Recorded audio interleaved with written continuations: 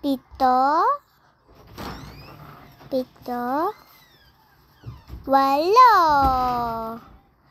Ayan na po, nalagyan niya na po na mga pizza sauce. Tapos po nilagyan niya na ng mga cheese.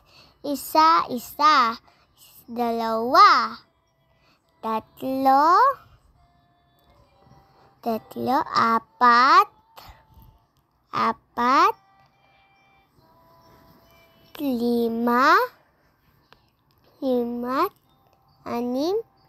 6, 7. Ayan na po, nilagyan niya na po. Nilagyan na po ni Mami ng isa-isa ng mga hotdog. Ayan po. Ayan po, oh. Nilagyan niya na po ng mga hotdog. Isa-isa. Ayan po. Kinakaalat niya po para malagyan lahat. Ayan po, oh. Tapos nilagyan niya na po ng mga ham.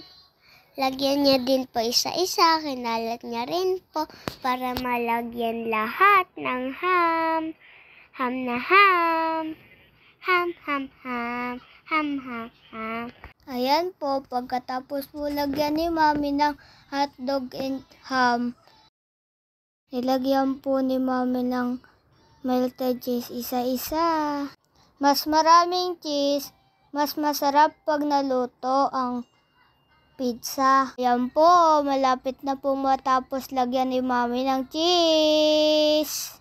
Ayan po, ready na po siyang i-oven. Ayan po, nilagay na po ni Mami sa oven para maluto.